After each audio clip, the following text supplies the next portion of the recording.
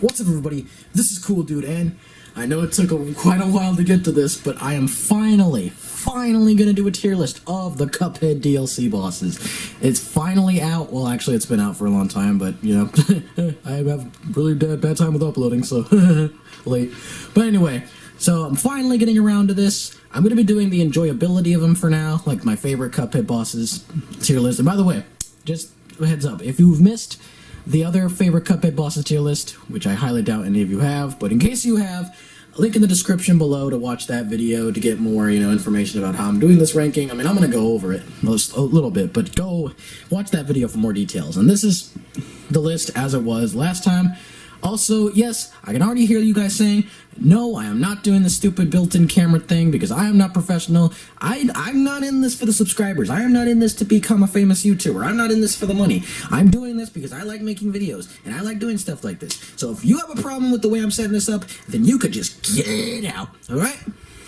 Okay, just wanted to get that off my chest. Anyway, so let's just get into this. Let's get into the damn tier list. You've waited long enough. Here we go. So, just like last time with the favorite Cuphead bosses tier list when I did all the bosses in the original game, in the core game, I'm going to be doing the same sort of ranking, scoring system, which I'm going to list right now. Which one being the music, 2 being the creativity of the phases themselves, like how creative they're getting, the boss design / concept, the memorable moments of the fight, and lastly, the enjoyability of the fight itself. And of course, I'm going to be doing them on a score of 1 to 5, with 5 being really great, 1 being meh, mediocre, whatever. And then I have the tier lists, the rankings as they stand, with the scores on the middle. Again, watch my other tier list of the core bosses of the favorite Cuphead tier lists to get more information. I'm just doing a little general overview before we get into this. So anyway, without further ado, let's go. So, first off, we'll start with Glumstone the Giant. I'm not doing this in any particular order, because I mean, these are DLC bosses. They're not like, in any particular order or anything. So, Glumstone the Giant, he is, like, I hate to say it, first of all, let me get one thing straight. All the DLC bosses were great, okay? They were amazing. I mean, you can really tell they poured their heart in, Studio MDHR. They poured their heart and soul into these bosses, because they are so fun. They're, I'm going to warn you right now, all these bosses are getting a 5 on the enjoyability, because all these bosses were really fun to play. I really loved all of these. There was no technical problems, there was really no, rage-inducing moments. All of them were pretty straightforward. They didn't go above and beyond what they were supposed to. They're just little additional bosses to the game, and I really liked that. It was just a lot of fun. And the animation really stepped up, too. I mean, I know it's not a category here, but I want to point that out. The animation is really stepped up from the core game, and I appreciate that. So anyway, back to Glumstone. Out of all the DLC bosses, he's honestly the most lackluster for me. And not to say that he's bad, because when all it's said and done, as you can see from the rank I'm about to put for Glumstone, right here, somewhere on the video, on the screen, he is pretty good overall. First of all, the music. Music, it's okay. It's good. By Cuphead standards, it's good.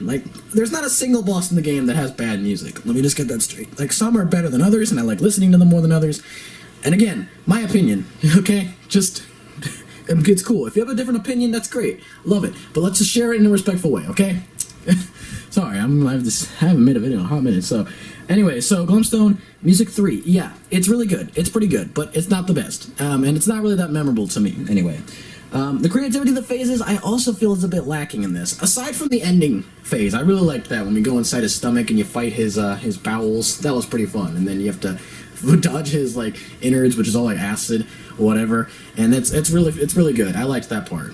And that also ties into the memorable moments, which... Yeah, aside from that last phase, I don't remember him that much. Compared to all the other DLC bosses. And, his design is good. It's alright, but, nothing about him really stands out. You know what I mean? I feel like he's just, an okay boss. He reminds me of, a World 1 boss. And, not in a bad way. I'm not saying he's awful. Again, he's pretty good. But, I mean, he's, nothing about him stands out compared to the other ones. So... He's not awful, but he's not amazing either. He's just a perfectly solid boss. He's a perfectly pretty good boss to fight. So, Glumstone gets pretty good for that. Alright, next is the Moonshine Mob. And let me just get this out the bat. This is an instant classic right here. I'll put him under Werner Vermin. I love the music. The music is so good. I love the Mafia-esque music. It's so good. The boss design, I mean, it's incredible. I love the bugs, like all the bugs being like this mafia mob, and all the designs of them with the spider and the anteater and the caterpillar, the butterfly boss at the end. It's really good. Memorable moments, I mean, come on, that it's like all the phases are really great. I mean, the second phase is not like incredible, but still, like all of them together are really great. And like this gets like 5 for the memorable moments just for that ending phase alone. Like when you think it's over and they trick you with the knockout and they fake it, and then the boss just yells at you, and you know the fight keeps going. That's really, really great. And yeah, again, like this is a really good fight. I guess the only thing keeping it from being, or you know, this is.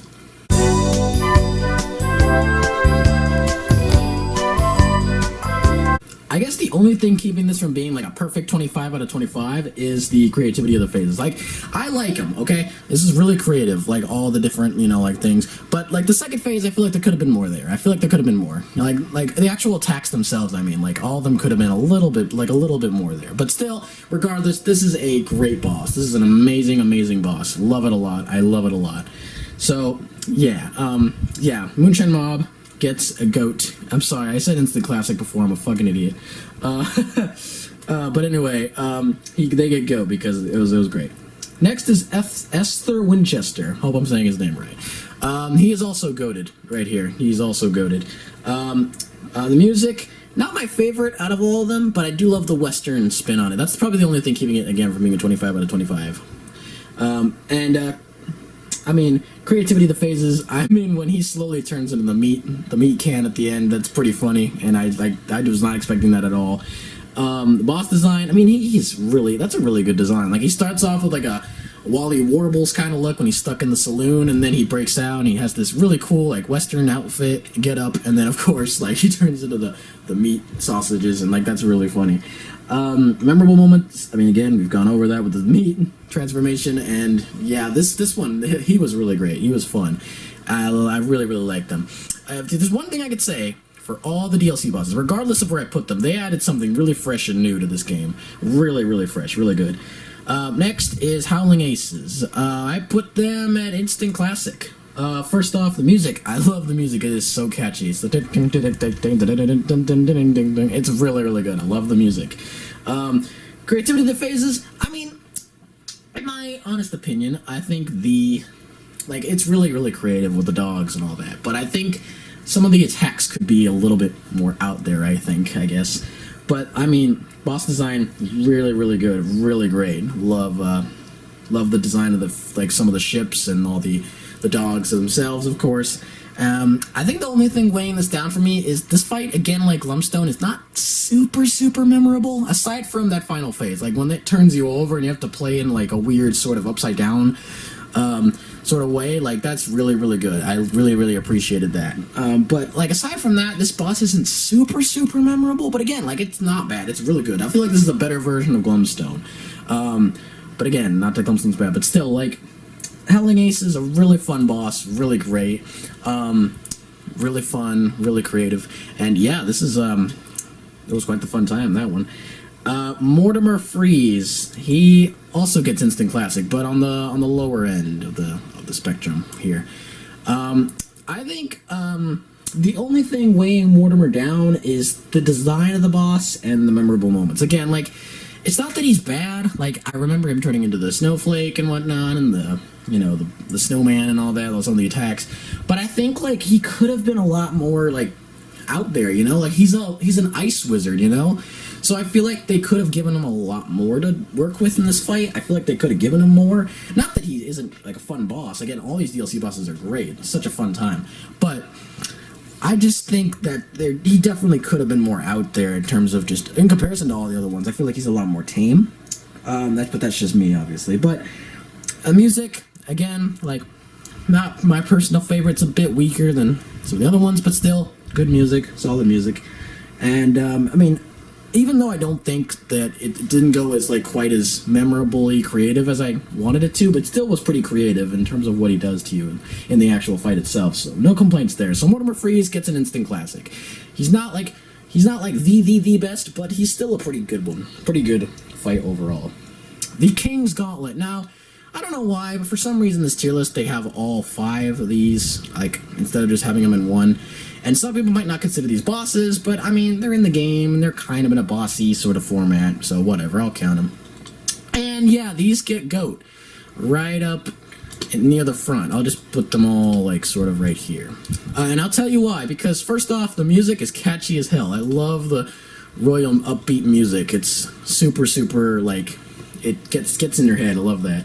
And also, this is just like I feel like this is like a more realized version of the ghosts, the ghost mausoleums in the original game. Like, I love again, using the parries just like the ghosts, but I also feel like it's a lot more creative and fresh than the ghosts. Not that the ghosts were bad by any means, but I don't really remember that part of the game that much. Like, I have to remind myself that was even a thing in the game. But these ones, like, I remember all of them. I remember the pawns and, like, the bishop and the knight and the rook and the queen at the end. It was just such fun way to, like, bring back the parrying mechanic and all this. Like, that was really good.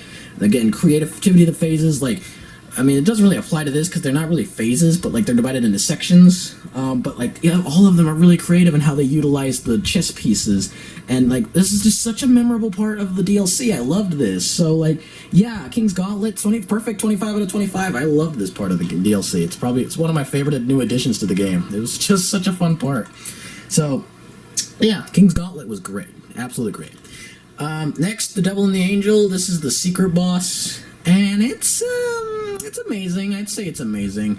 It's not, like, a really, I think, fully realized boss, which is why it's a secret boss, but still, I mean, it's pretty good.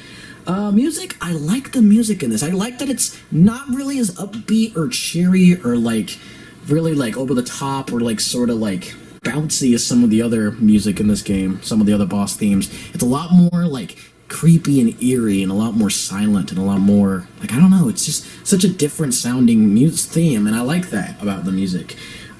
Creativity a bit lacking in this one. I mean, there's only one phase of the whole fight, which is just them, you have to look in the general direction, you have to fire. But, I mean, it's not horrible. Boss design, we've already seen the devil, so I think that brings down the boss design a little bit. It's just kind of the same thing. Memorable moments, I mean, look, to be honest, the whole fight itself is memorable. Just in the sense that it's a secret boss, so you find it and it's all secret, and it's like, oh, that's cool. And plus, I like the claymation style, like, skull in the background. I think that was pretty memorable to see. This is the only fight in the boss in the DLC that I think the enjoyability is a bit Like, finding the secret boss is cool. Like, don't get me wrong, that is really neat that you can find this and it's here and it's, like, it was an old part of the game that they scrapped. That's really cool. But, like, the actual fight itself is kind of boring, and it's pretty easy to pick up when you try to get what's going on. But, I mean, it's not bad. This is not a bad boss. It's a secret boss, so, I mean, it's not like a fully realized one, I don't think. But, the fact it's secret, it's pretty good. And it's a nice designed boss with some really, really good music that really stands out from the rest of the scores. So, not horrible, but again, not really on the same level as most of the other DLC bosses. Which then brings us to the magnum opus in this entire DLC, Chef Saltbaker. Oh my god, he goes right up here with Jimmy. Because, ladies and gentlemen, this is one of the best Cuphead bosses in this game. I had such a fun time playing Chef Saltbaker. Yes, he's such an obvious twist villain. I knew it, you knew it, we all knew it as soon as the DLC was announced. He was probably going to be the villain, and once we played it, we knew he was going to be the main villain of the DLC, but that didn't make the fight itself any less enjoyable. First of all, the music, absolutely great. It is fantastic. Creativity of the phases, I mean, he cuts up the fucking fruit and vegetables and all that in the background, and they're screaming, their screams of terror, and he's like just brutalizing them is really good. The second phase, his animation on his face, I mean, you could see it there, but like, the way his smile, his face, his expression, it's so good. And the third phase with the salt all everywhere, and you have to parry his heart, it's so good. It's so good.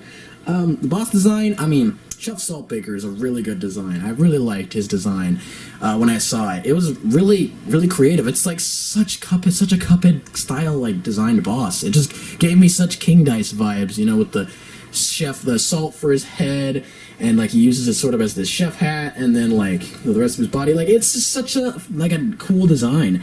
And this whole fight was memorable. Like, you get to the end, the whole cutscene beforehand, again, like that freaking animation in the second phase, I can't get enough of it. It was so good.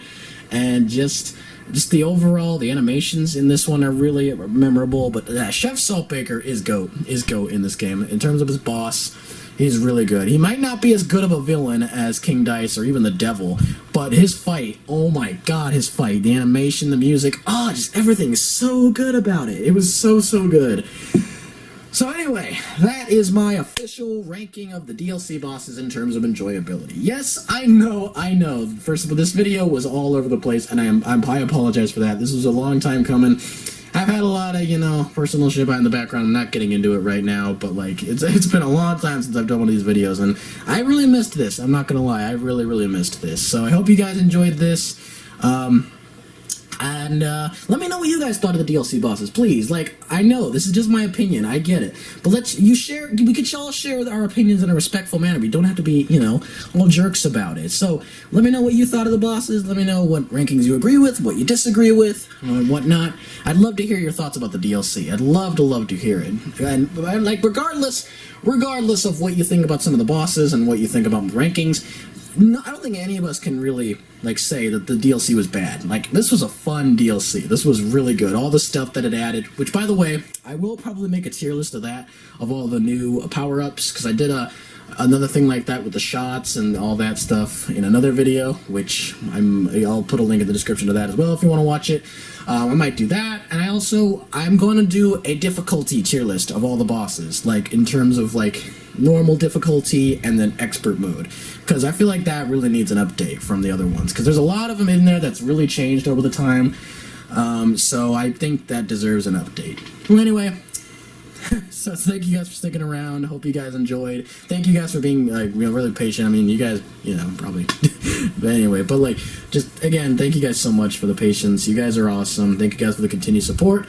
Love you guys, and hope you guys enjoyed. Again, the tier list. Hope you guys enjoyed. Let me know what you thought of it, and let me know what you think of the DLC in the comments. And if you don't really care about Cuphead but want to leave me a comment, please feel free, just leave one. I'd love to hear what you have to say. And until next time, guys, stay cool, and I will see you in the next video. Bye-bye, y'all.